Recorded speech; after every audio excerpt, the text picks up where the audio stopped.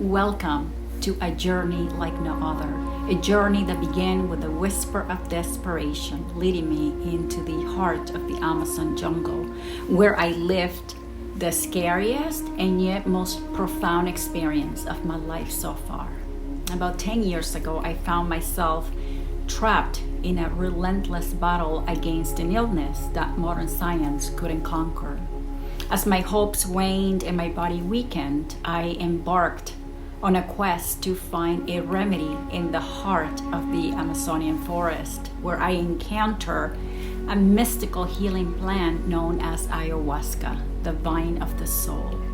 This plant, mixed with the powerful chacruna leaves containing DMT, holds secrets that have been sought by ancient civilizations for millennia.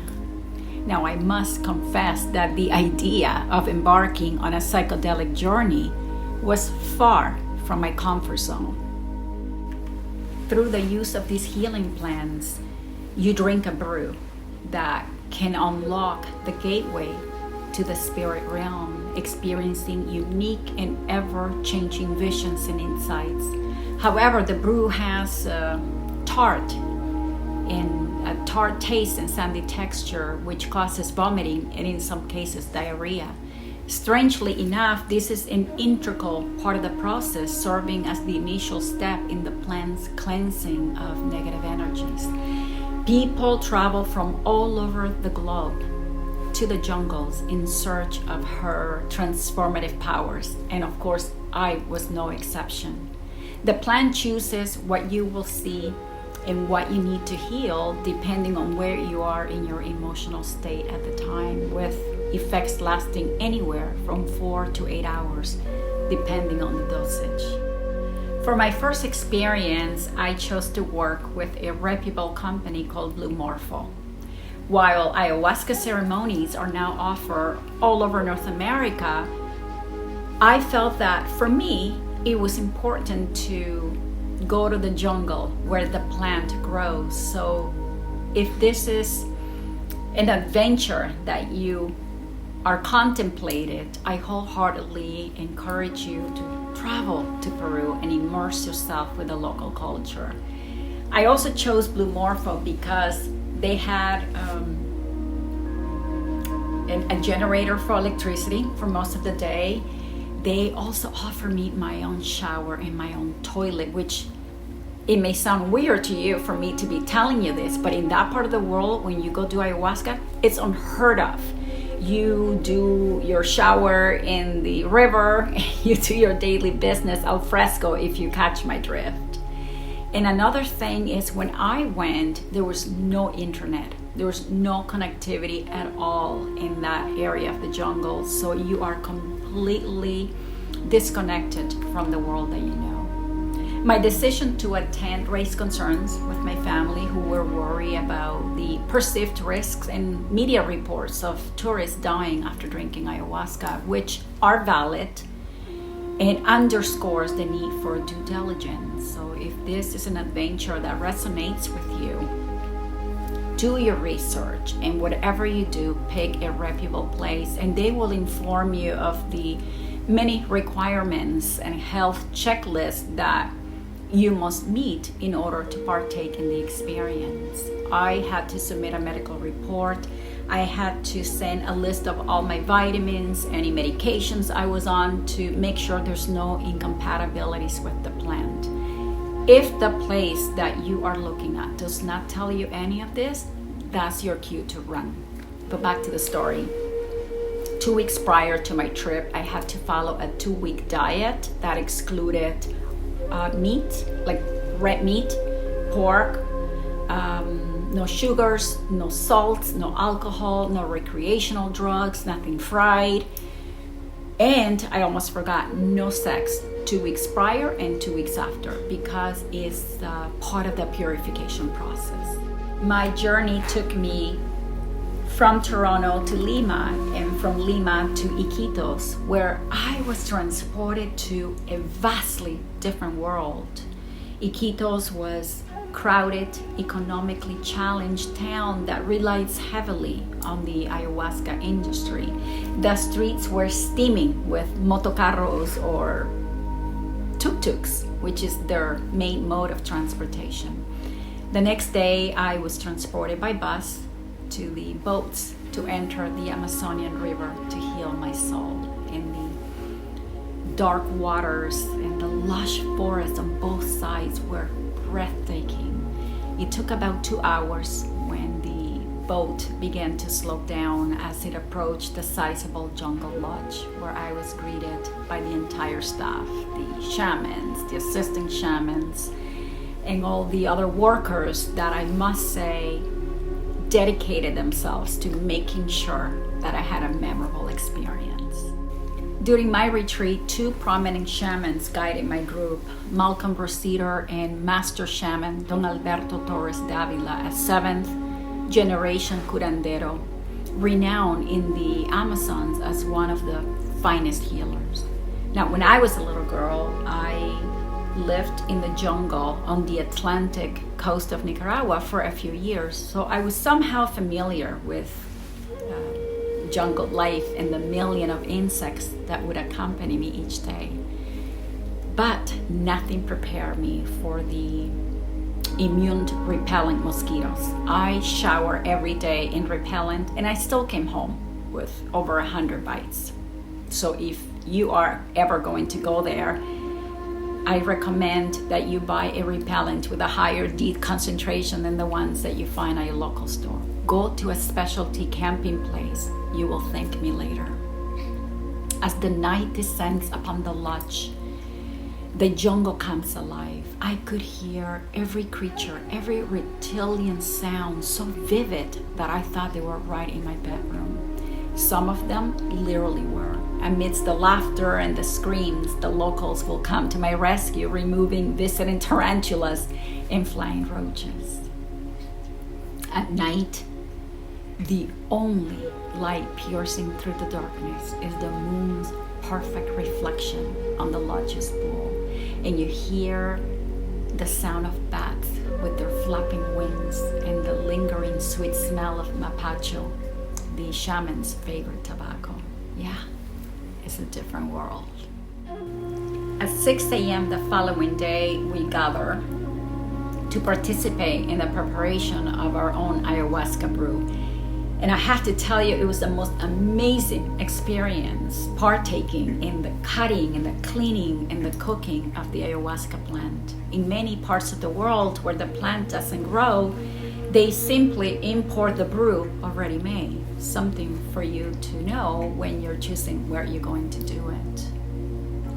The ayahuasca brew was to take almost all day to cook on slow heat, and it would be ready to drink that night. The ceremonial space was to take place in the maloca, a large round hut equipped with individual mattresses and pillows. At the beginning on the first day, you choose your spot for the rest of the ceremonies. I did 5 ceremonies in total, which is a considerable amount, I must say. We were provided with a blanket, a roll of toilet paper to wipe your mouth, a cup of water to rinse, and a bucket to throw up. A few hours prior, I went to the ceremonial space in the maloca with a few of the participants to take a look, and one of the girls right next to me took a picture of the space to commemorate the occasion. Upon returning to the dining area, we were stunned by what we saw on the camera. The pictures revealed something that wasn't there when the screenshot was taken. If I had not been next to the girl when she took it, I would not have believed it. The images displayed what our untrained eyes couldn't see, the spirit world. Here's the actual image. At 8 p.m., I found myself sitting on the mattress in the maloca, dressed in white as recommended. I had chosen deliberately the front row closest to the shamans because I wanted them to see me in case something went wrong. The The shamans and the assistant shamans occupied the front of the maloca on an elevated platform. The evening commenced with a few blessings in Quechua, which is the Incas' language. It's a mixture between Spanish and other influences. Don Alberto and Malcolm blew some tobacco smoke into the bottles containing the ayahuasca brew that we had collectively prepared. And they whistled and invoked blessings and safe passage to the spirit world for all of us. The assisting shamans began to sing Icaros, which are unique songs used to summon the plant spirit.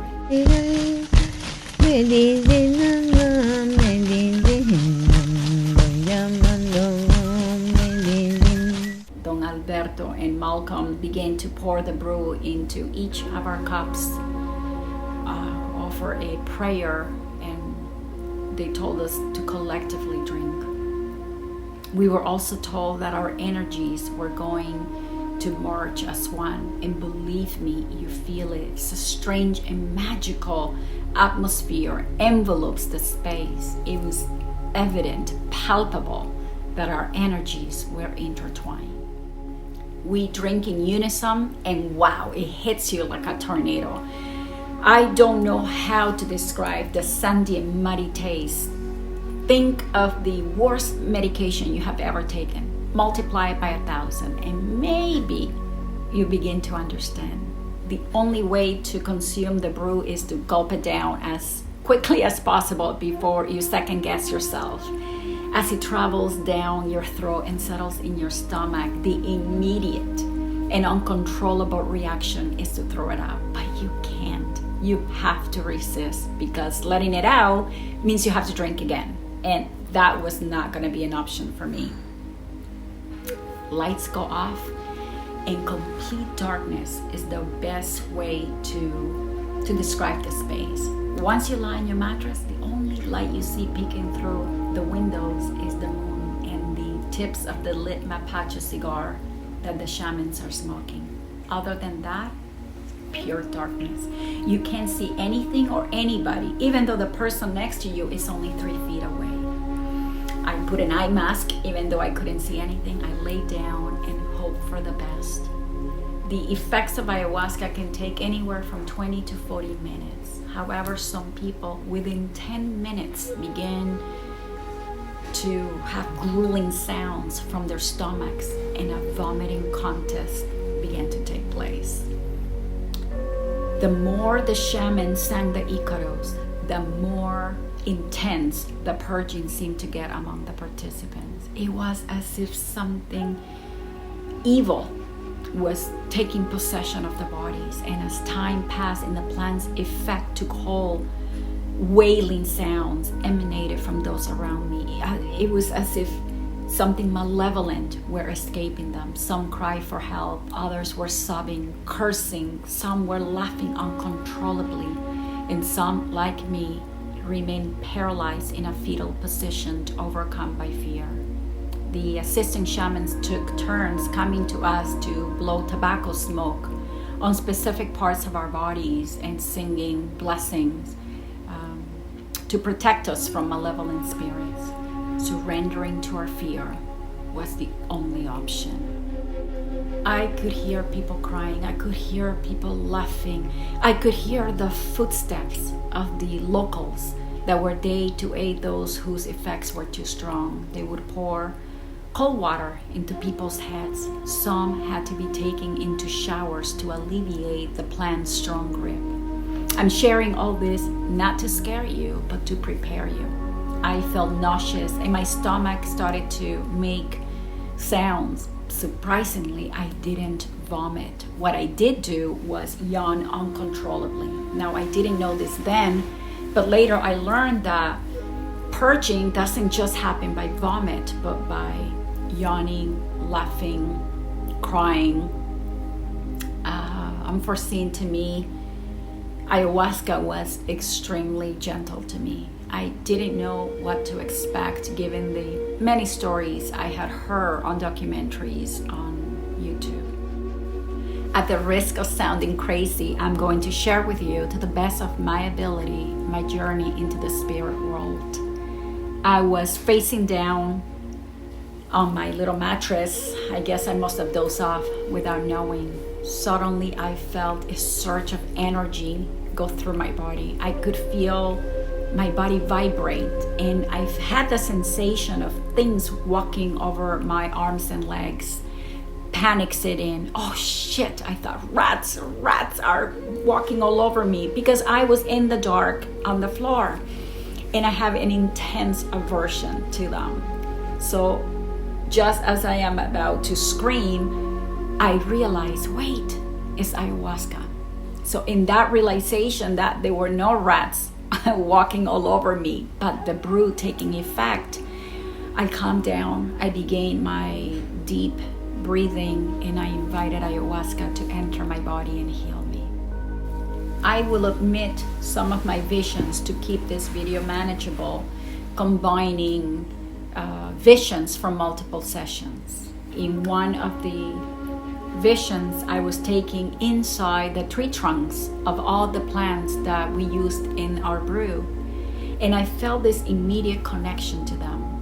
And I guess that was ayahuasca trying to reveal the interconnectedness between us and nature, emphasizing our oneness with the natural world. As someone seeking healing, I had the opportunity to see the inside of my body, which looked like a complex clock with gears and dials. Tiny minion-like entities were cleaning through all the dials, healing my body. And at some point in my trance, I had an encounter with what I perceived to be ayahuasca herself, an otherworldly celestial being, neither human nor alien, but I intuitively knew it was ayahuasca. The best way I can describe her is skinny, fluid, translucent being dressed in black with a gold robe.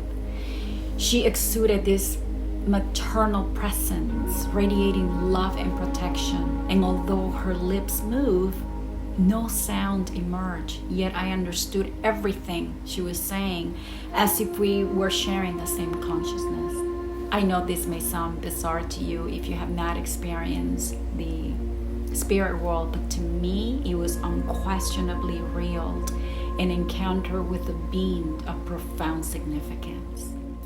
Ayahuasca conveyed to me that I was loved, that I was whole and complete, and that I possessed all the answers within myself. Tears were streaming down my cheeks as I felt her tenderness and maternal love. There was no fear in her presence, and I understood then why ayahuasca is personified in the feminine form. She beckoned me to follow her, and I had the sensation of floating in a dream-like state, trailing behind her. What's strange is that when I was taken to this higher state of consciousness, I lost all awareness with the world around me. Everyone in the room disappeared. The crazy madhouse became still. Silence was all around me. The Icaros had vanished into the air, and I did not know where I was. I had the sensation that I was on the Maloka floor, but that I wasn't physically lying in the mattress anymore. I was elevated to the ceiling of the Maloka, and I could see everyone below me. It was the most surreal sensation. I continued to ascend, this time outside the Maloka, with the starry sky stretching above me. I was floating amidst this vastness, merging as one with ayahuasca and the universe, and feeling how small we truly are in the face of the universe, yet how powerful we are for being a part of it. As my journey with ayahuasca continued, so did my visions. She gave me a glimpse into my life, past, present, and future, but they were all intertwined simultaneously. Time didn't progress linearly, showing me that we exist on all three temporal dimensions at once. She showed me that love was the prominent emotion in my life, and that there was nothing more I needed to see or desire. I can't tell you how I returned to my body or if I truly left. All I know is that I was awakened by the gentle chime of the bell and the rekindle of candlelight and the shaman's announcement that the ceremony had ended. I can tell you that after each ceremony ends, you are left with this immense relief that you made it from hell and back. That is the sensation that you get, especially for some people more than others who had much stronger visions. Ayahuasca was indeed a profound experience for me. Yes, I experienced fear, but it was more fear of the unknown. Once I emerged into the world of ayahuasca, I had the most love-filled, blissful experience of my life. I felt a depth of completeness and compassion for who I was, and sadly, I lack the words to make justice to you, to the degree that I just don't possess the words to adequately describe what I felt and saw those nights that I was in the jungle of Peru. I must admit that regardless of how each night with ayahuasca unfolds, it remains a challenging process. Even with the careful guidance of the shamans and the administration of low doses for me, it demanded every ounce of my being. I felt like I was giving birth each night without the luxury of an epidural over and over again. And each day as the ceremonies approached, I would find myself uttering the same phrase: I cannot go through this again. Yet closer to the time, I surmounted enough courage to face it once more. As I tell you this story, I can't help to smile in this belief that I actually endure it. With ayahuasca, you learn to confront the darkest aspects of your psyche. It provided me with precisely what I needed. It showed me my inner strength in an uncharted reservoir of courage. My journey with Mother Ayahuasca, as we fondly call her after being touched by her grace, taught me not to fear death, but more importantly, not to fear living. Now, do I recommend ayahuasca to you? Absolutely, but with a caveat. Ensure that your reasons for embarking on that journey are genuine, and that you meticulously follow the dietary and health guidelines set forth by a reputable shaman. For me, ayahuasca marked the initial step in my spiritual odyssey. The healing and transformation didn't happen immediately after consuming the brew. It was rather the seeds of insight and awareness that were planted within my soul that set the stage for a profound metamorphosis. I often contemplate my experience with Mother Ayahuasca, and I ask myself, were those visions even real? How do I know it was just not hallucinating? And then I have to remind myself that the authenticity of the experience matters less than the profound insights that were imparted in me that propelled me on a journey of miracles. In this journey where the only sure thing for me to expect is the wishes fulfilled life. As I reflect on my life, I am glad that I can